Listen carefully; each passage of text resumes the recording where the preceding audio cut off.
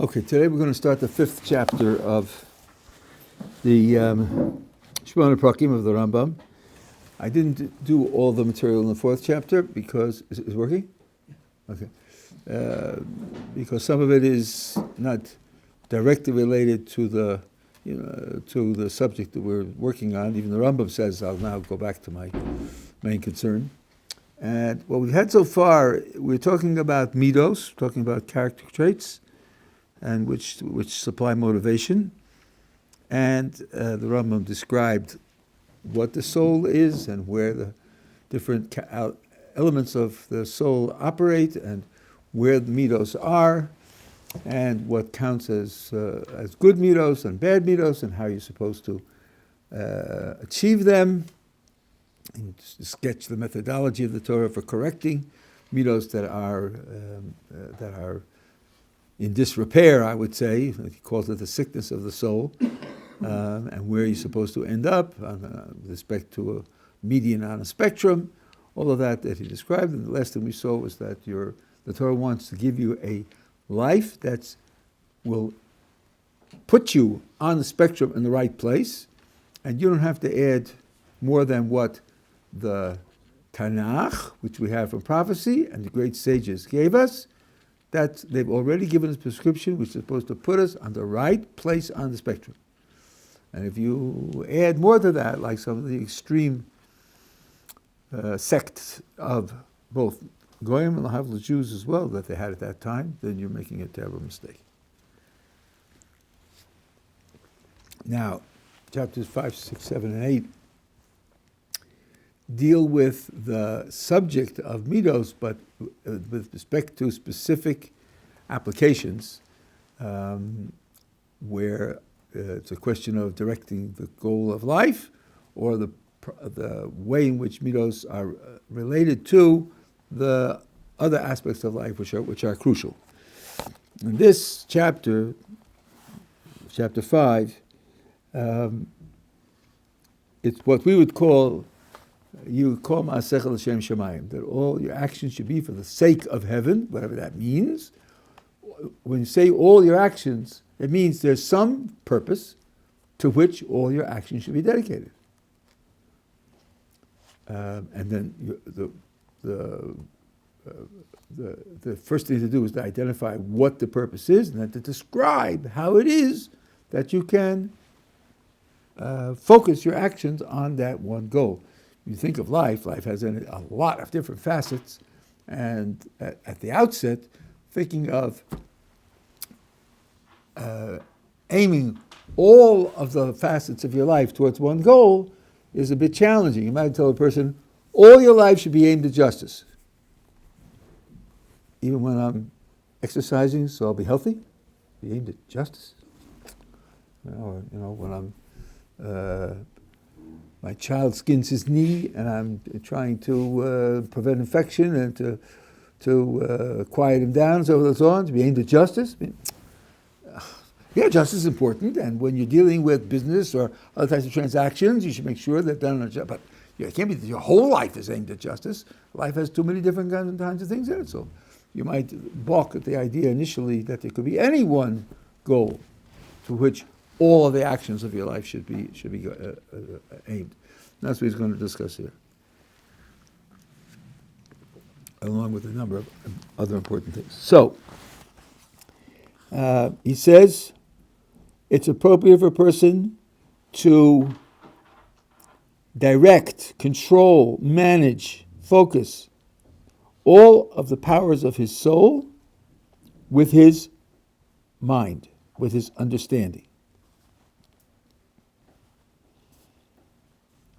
And he should put in front of his eyes one purpose.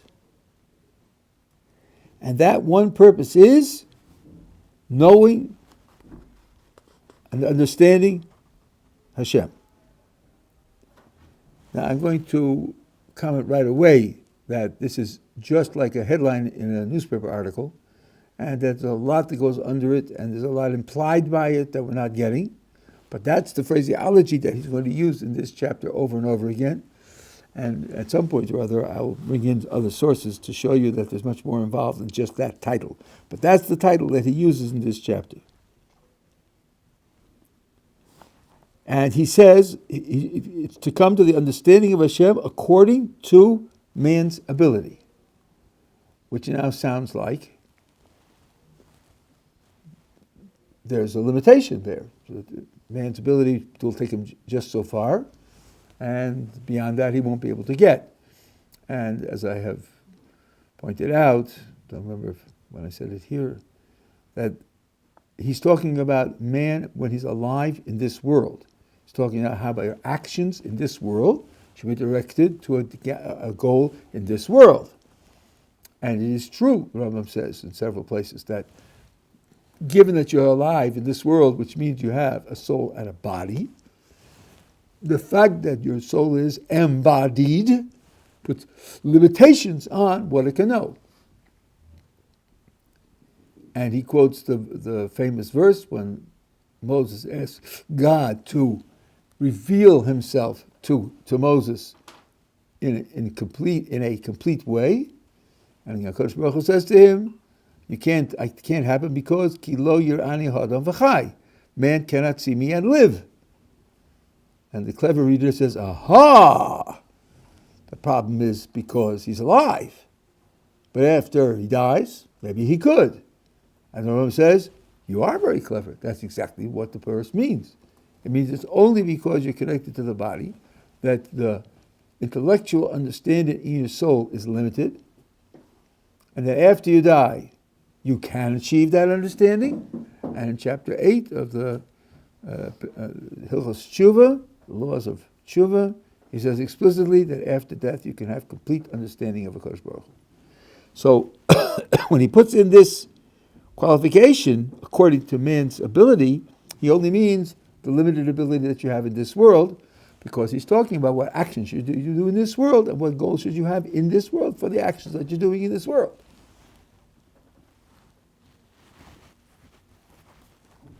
And he said all the powers of your soul should be dedicated to this, and he should focus his actions, all of them, movements, and rest, and all his speech. So some people have a mistaken picture of what an action is. An action is moving to do something. The Rambam here is more inclusive. This is a subject somewhat discussed in philosophy. If somebody says, I order you to get out of your chair, and I say, nothing doing. That's an action.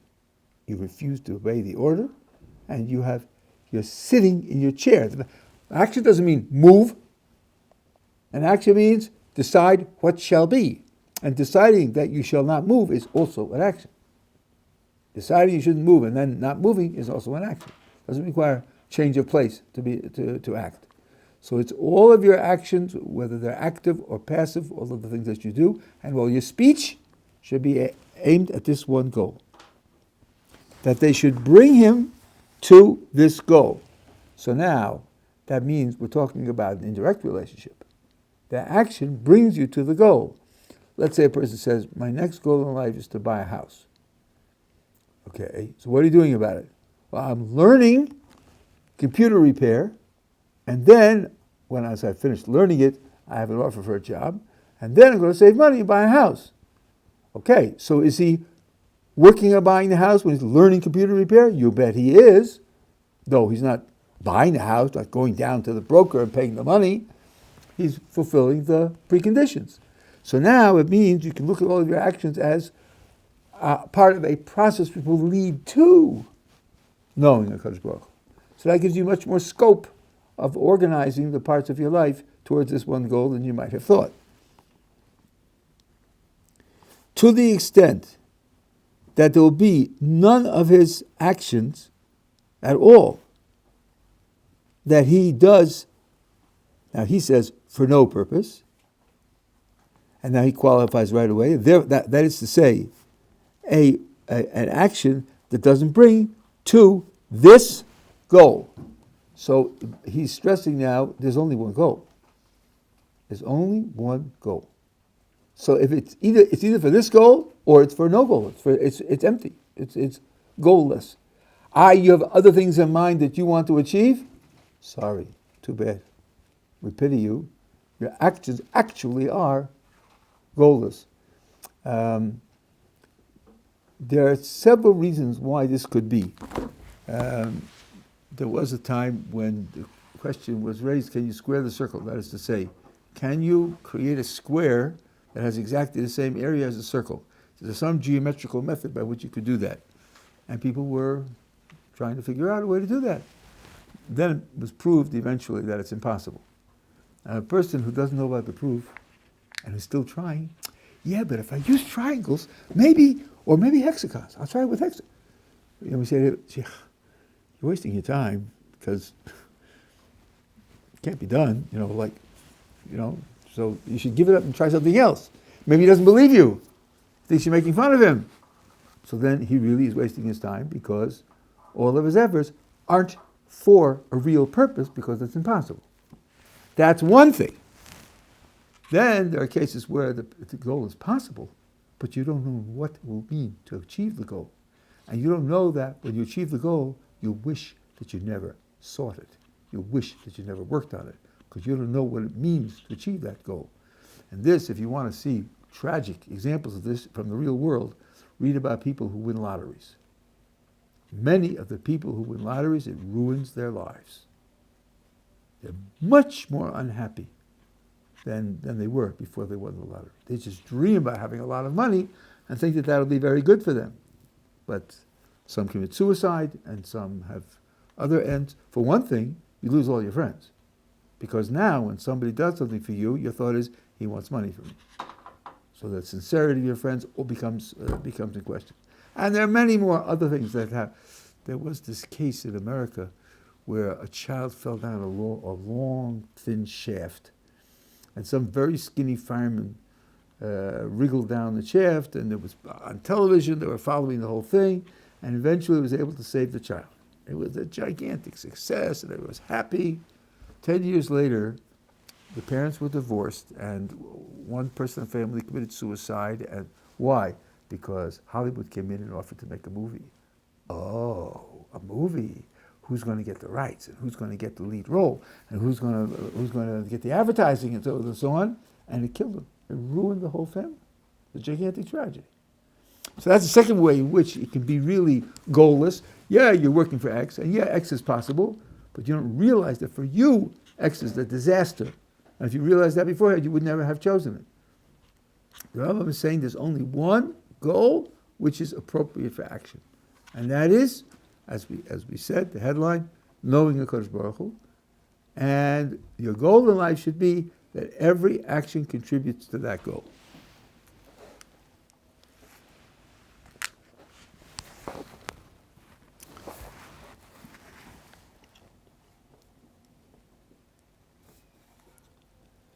So he says, you should have in mind when you eat, when you drink, family life, sleeping. Sleeping is also an action. It's an action which can be dedicated to this goal. And awakening, motion, and his rest when he's not moving. All of this should be for the health of his body.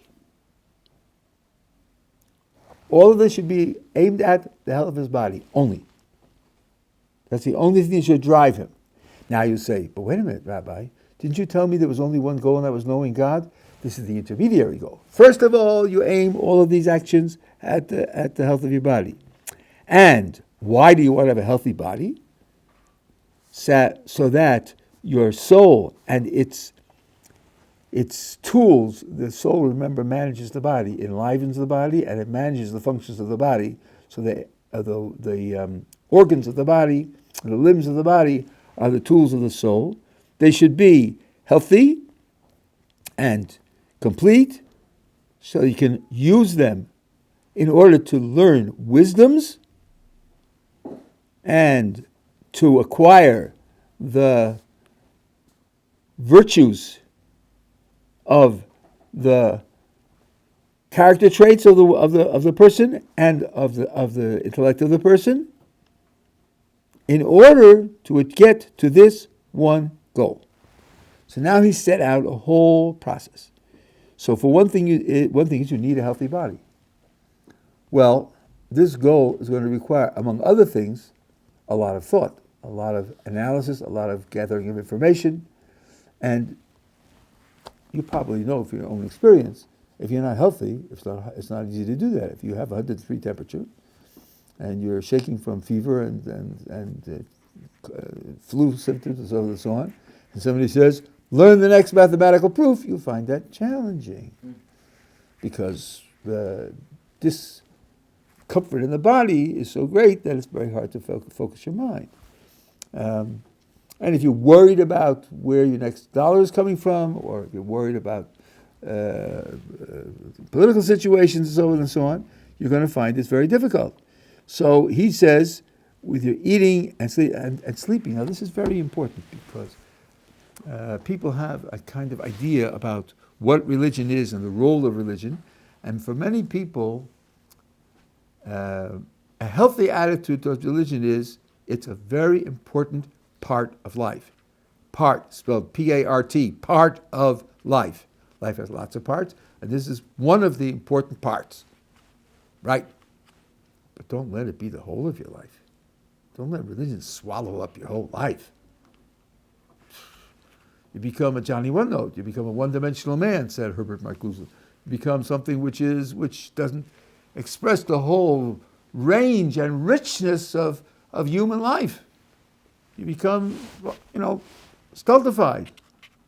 But I'm saying, you're not right. You're not right. That isn't true. So instead of thinking of it as, if you dedicate yourself to only one goal, you're leaving out so much that you're not participating in, the goal becomes the adverb for how you incorporate all of those other activities in the goal. You don't sequester yourself off from them.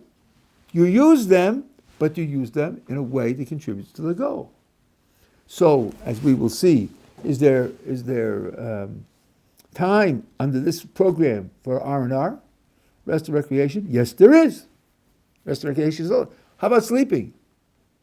So it comes out that, this is what Rambam says, this is Nilchos Deos, Rambam says this in the Derech Hashem, word for word. Service of God. When is that? 24/7, 365. Service of God is always. There's no break from serving God. But what does serving God include? Well, the way the Rambam writes it out, and it's how shall I say, it's implicit in the Rambam and Nilchos Deos also.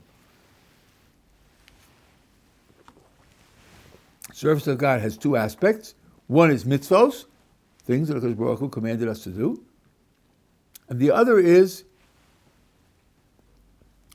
acquiring all the means which are necessary to be able to do the mitzvahs. So, what about sleep? Well, you know very well, if you don't get regular sleep, you won't be able to do the mitzvahs. Particularly, you won't be able to learn. If you're sleep deprived, you won't be able to learn, and your human interactions are going to be very badly damaged by not having enough sleep.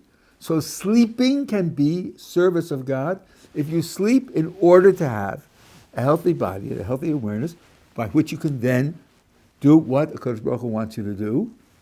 And for the way the Rambam puts it here, the ultimate goal is to know Hashem, which he has now said includes acquiring virtuous character traits and the qualities of good reasoning. So now, all of a sudden, character traits make an appearance here, which before it didn't sound like. It sounded like knowing God is a purely intellectual goal. Now, he says, the focus has to be to acquire the virtues, what he calls it in Hebrew, or I don't know what the Arabic is, but malos. Malos are good conditions. Good conditions of the character traits of the soul and good conditions of the thinking part of the soul. And that's what the goal is supposed to be. So now you can begin to understand, since a healthy body is a prerequisite to acquiring those traits, and all the things that you do physically should be for the sake of having a healthy body, so that you can go on to acquire those malos, those desirable traits, so as to be able to understand God.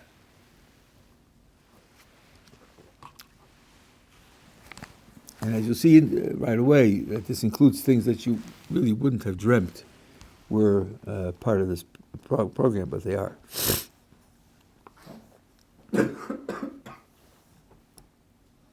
So he says, I'll give you a parable to explain this idea.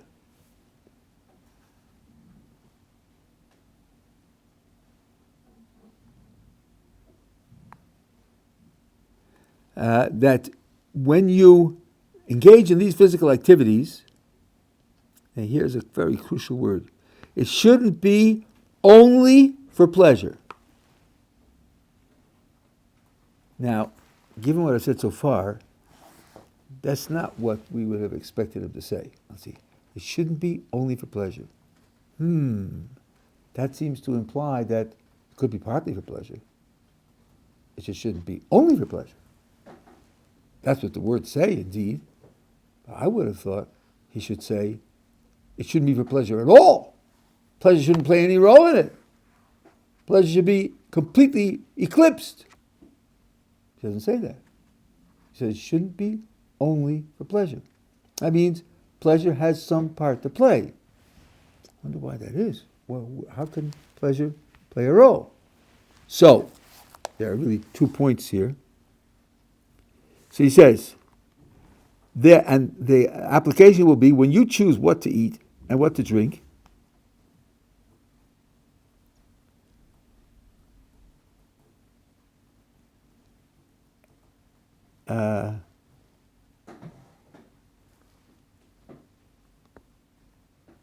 you shouldn't be only for pleasure to the extent that when you choose what to eat and what to drink, you do it for the one that gives the most pleasure. And the same with all the other behavior. Rather, this is what should be. You should, yishaf means to desire to, long for the position where you get only that which is the most beneficial for your health.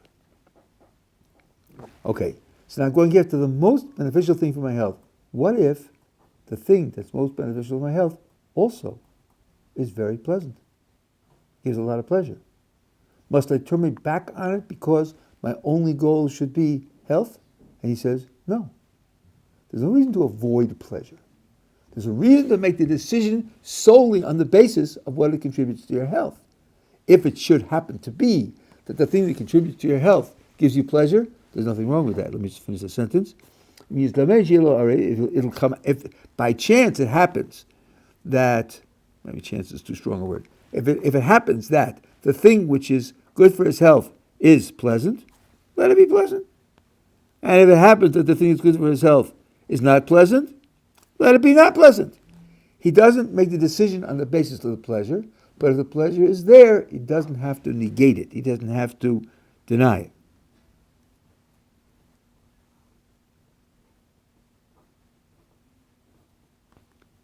You want a question? Yeah. I just want to say, would this be something like, there's a food that can improve your cognitive ability, and so if you derive pleasure from it, that's fantastic, but if it can help you understand some type of text, then, more power to you, so to speak. You don't need to negate it because it gives you pleasure, because the main goal is to gain that increase in cognitive ability to then understand elements of academically or food more so.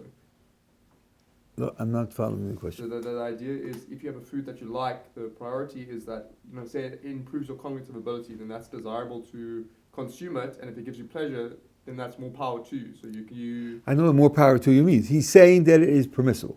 It's permissible, yes. And that means you have pleasure in eating it. Well, let me rephrase the question. Say you've got two options that, of what you can consume. Yeah. And the one is more pleasurable to you than the other, but the other option will enhance your cognitive abilities more so than the other option. You should make your choice based on the one that will enhance your cognitive abilities more so than the other one, if the main goal is to understand HaKadosh Baruch Hu to the highest extent. It's not to say Correct. you negate the other one, but it's that should be how you're thinking about consumption. Absolutely correct. Okay. Absolutely correct. But as I said, one might have thought if the only goal is to know HaKadosh Baruch Hu, then you should wipe pleasure out of your experience. To the extent that now in the next chapter, he's going to talk about that at great length. Whether being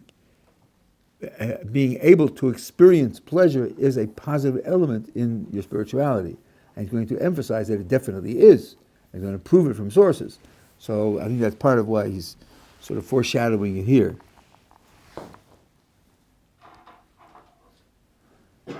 And then he says, there could be a situation in which he's going to go after the pleasant more so. That's going to go after the thing that's more pleasant because of a physical need. There could be a physical need where to focus on the pleasure of the food might be required.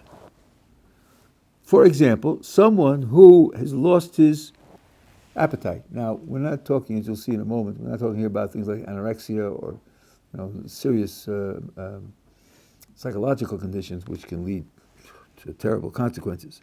A person loses his appetite and he's not getting enough food for his nutrition. Then he should be presented with the kinds of foods that stimulate desire because they're so pleasant, good tasting, seasoned, and in that way he will get the nutrition that he needs. So again, the goal is the nutrition. But in this case, he has to look for the attractive, pleasant foods in order to get the nutrition because of his condition of losing his appetite.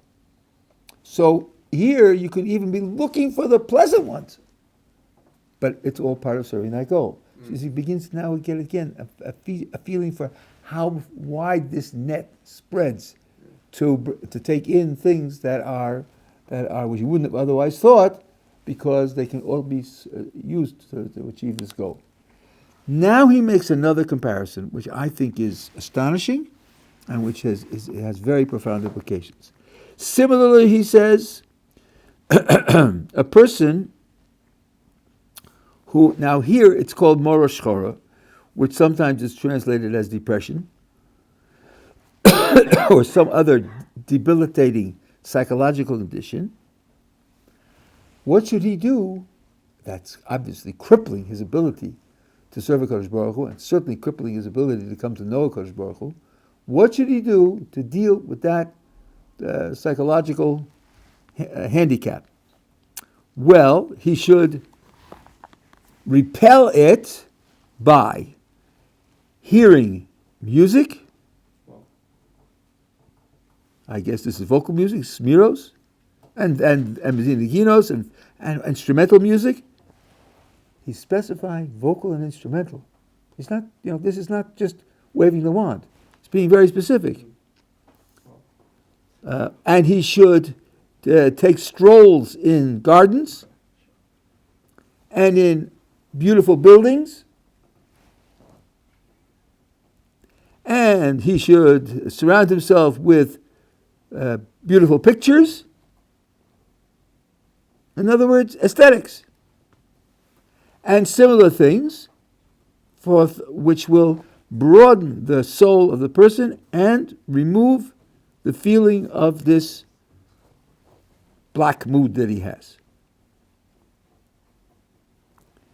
Now, I think it's absolutely remarkable to have a back-to-back two examples, one of a physical condition which requires attention to physical pleasure to repair it, and a psychological condition which requires attention to psychological pleasure to repair it.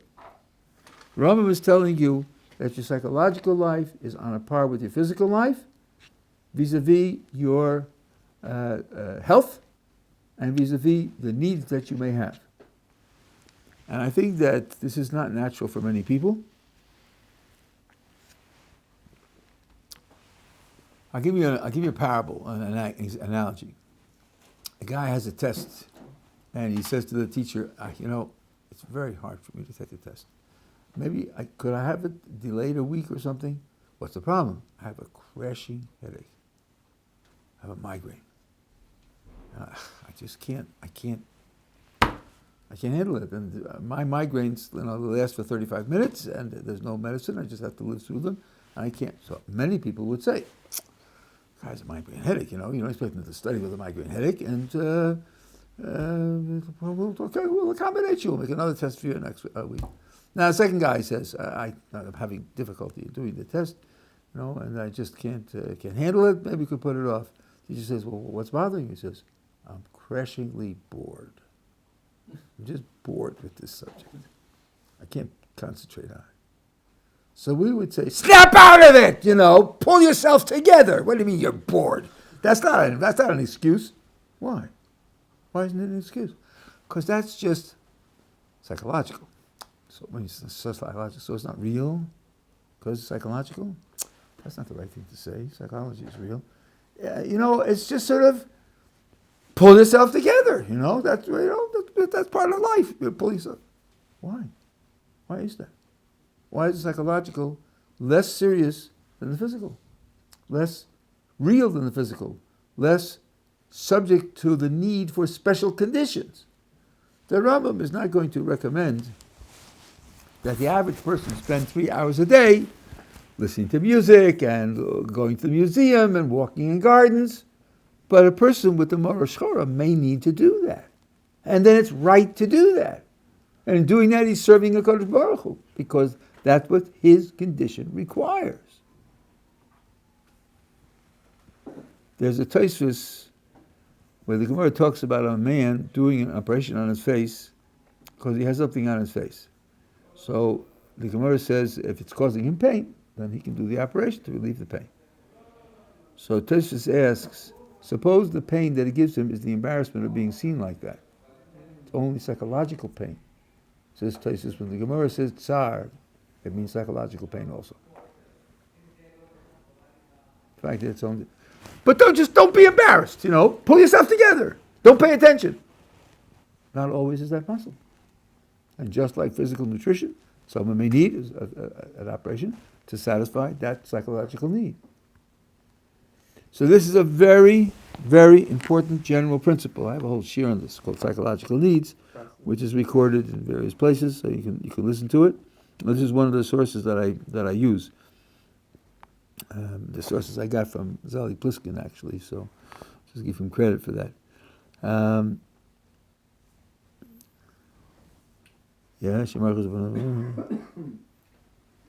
of course, his kavanah, which means his intention in all of this, the person, is to cure his body, make his body healthy, and the purpose of that is for the purpose of knowing a Kadosh Baruch Hu. And now, what about earning a living? So, did I miss something here? No, I think it's coming up later. When he's earning a living, earning money, the purpose of it is to gather enough money to use it for the things that are beneficial, and he needs for the sustenance of his body and the continuation of his existence, in order that he should be able to know HaKadosh Baruch Hu according to the ability of his knowledge. And now he says, given that this is the purpose, the discipline of medicine is extremely important.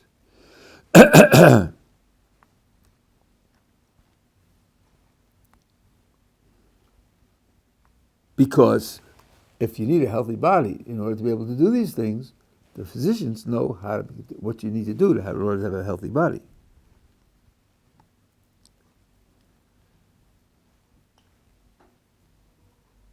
And therefore, studying medicine becomes a great service of HaKadosh Baruch Hu, because it gives you means by which you can achieve this goal. So now, you see now that the net is spread even further. It's to your profession. So studying medicine can be a way of working to the goal of knowing God, because now you're going to be able to know how to handle the body so that the body will be healthy, so that the body will be able to contribute to your coming to know God. So studying medicine becomes part of it. So we're getting further and further confirmation that the original idea, if you're one-dimensional, you're cutting out the rest of life, isn't realistic for this program, because much more of life that you may have thought can be dedicated to this goal. And that means that medicine isn't like weaving or shoemaking, where there you're earning money and you can provide for your existence, which also is part of the goal. But here, the very practice of medicine itself leads to the goal. And many of our sages were doctors. Rambam himself was a doctor. Rambam was. Shmone in the Gemara was a doctor. Medicine was something which many of them undertook. Rambam was saying, because in the practice of the medicine itself, it's much more than just earning money. It's actually improving people's physical health so that they'll be able to achieve this goal.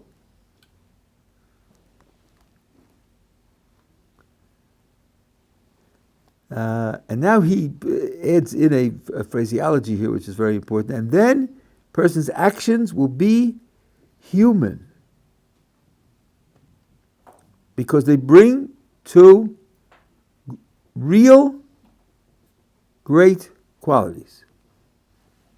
So now we're going to get a little lesson in what it means to be human. Because the human being, when he comes to eat food, and it's pleasant to his taste, and its aroma is good and stimulates his desire to eat, and the food itself damages him, damages his health, and it even might cause him sickness, direct sickness, which will lead to death, then he says, he and an animal are equal. That's an animal act. To eat on the basis of the physical attractiveness of the food, then the person and the animal are equal. That's not the action of a human being as a human being. So it means that there are different aspects of a human being, and some aspects define what makes you human, and other aspects don't. And of course, you can see right away, walking doesn't make you human because lots of animals walk. Birds walk, right? And breathing doesn't make you human because the whole of the animal kingdom breathes. So what makes you human is something that's unique to you as a human being and supremely valuable. Not just things that happen to be unique. Yeah. This may not be the case, but could this also be applied to buildings then? For instance, you would seek out not just a building that protects you from the elements, but something that's aesthetically pleasing and has beauty to it, because that also separates you from animals who are just looking for the survival element of the structure as opposed to something that's also aesthetic. Okay, so now, now what you just said is directly a consequence of what I just said. Yeah. Because the question will be, what is the value in the aesthetics of it? Yeah. Remember, there's only one goal. The one goal is to know HaKadosh Baruch Hu. Yes. So if the aesthetics contribute to that, Yeah. fine. If they don't, then no. Question is, you got to trace it all the way up to the top. And now, I should have said before, when he was talking about a person who's in a depression or something else, some black mood that has to be repaired. But all of us have some need for these things, otherwise we will fall into depression. I don't mean clinical depression where you need medication, but you simply don't have enthusiasm for life, you don't have inspiration in life, and that's not good for your ability to learn to know HaKadosh Baruch Hu. So each person will need some of these crutches in some amount to maintain his psychological health. And that will depend a lot on where you're coming from and what you're used to. There are great Torah scholars who felt that exercise was important. Some engaged in certain types of exercise, like taking long walks. So, for many people, physical exercise is a tremendous benefit in terms of their whole general well-being. I'm speaking as one who's not looking from the outside. I exercise regularly, and it has a tremendous effect on my health, on my whole spirit. Now, people say, well, it can't be necessary because look at the great Gottleib who lived into their 90s and their minds were sharp and their character was exalted and they didn't exercise. So I think the point there is true but very limited. It wasn't necessary for them. They didn't need it. They weren't lacking that they didn't do exercise. But other people whose lives aren't that exalted, whose lives are somewhat out of balance, whose decisions aren't so consistently good, may need exercise to counteract the effect of some of their bad choices. And for them, it may be a necessity for the sake of improving their spirituality. Maybe such a person will get to the point where he doesn't need it anymore. That could happen. So, for example, people who are used to, when I was young, I invested tremendously in classical music. I performed many times.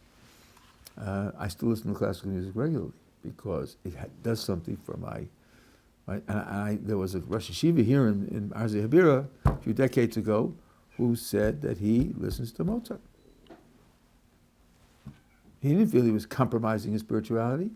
It put him in a certain frame of mind, and in that frame of mind, he could serve HaKadosh Baruch Hu better.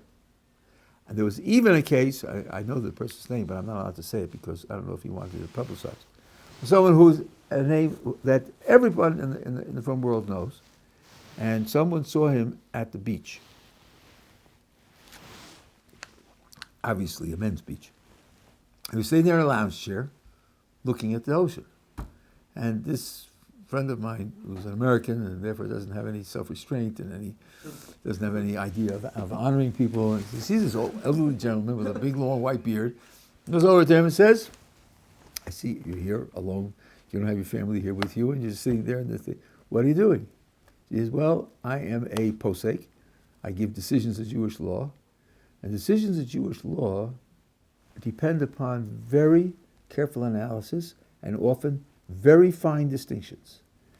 Very sharp analysis where just 1% over the line changes the din. So you're thinking about how the details work and how the details fit together.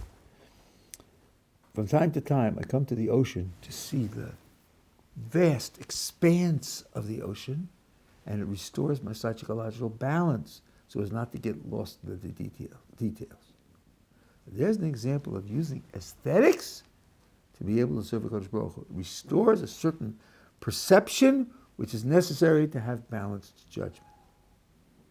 And, as the Rambam says, and if you enjoy it, you can enjoy it. There's nothing wrong with enjoying it. You're there because it contributes.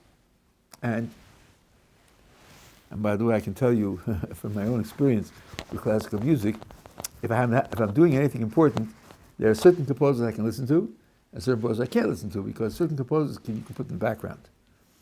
And other composers you can't. Bach and Beethoven you can't put in the background. Mozart you can put in the background. Schubert you can put in the background. But when Bach and Beethoven come on, it's riveting. That you can't have when you're doing something important. So I choose the music that I listen to, and I do it in that way. It gives me a certain smoothness of attitude, which is helpful to me, and I enjoy it. And by the way, as we will see, I'll bring it in from Mr. Sharm, Yis Hashem, physical enjoyment itself can be necessary, as the Rambam said in the case of the person who lost his appetite. The physical enjoyment itself is important because otherwise you won't have the nutrition, you won't have a healthy body, you won't be able to know HaKadosh Baruch Hu. So it can be that you're going after the physical enjoyment, but not for itself, but as a means for something else. That's the goal, and the means ultimately is to this one goal that the Rambam recognizes here. But to act as a human being That means to act for the sake of a goal, which is a worthy goal, and the only worthy goal is to know HaKadosh Baruch Hu, ultimate goal. So if he chooses for something else, like the pleasantness of the sensation, the physical sensation, then he's like an animal, and he quotes a verse from Psalms, Nimshal kabehemus nidmu. The analogy, they became like animals, they became similar to animals. And he says the only time that an action is really a human action is if he ate the food because it's good for his health. And therefore, sometimes he leaves the pleasant behind, and he eats things that are not pleasant for the sake of the benefit they give. That is the action of a person according to his knowledge and understanding. And then he is distinguished from the actions of those other than he, and he doesn't mean other people, he means like animals and other creatures. And the same is true with family life. So, I'll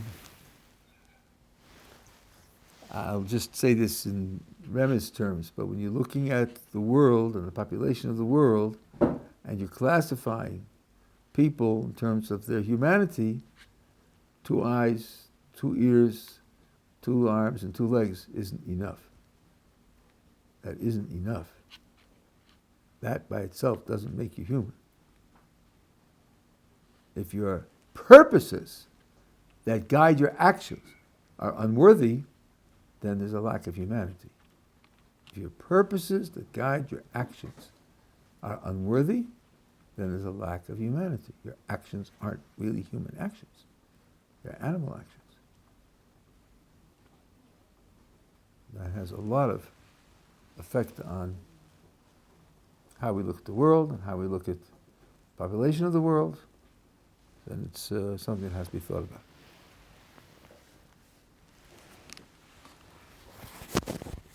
Okay.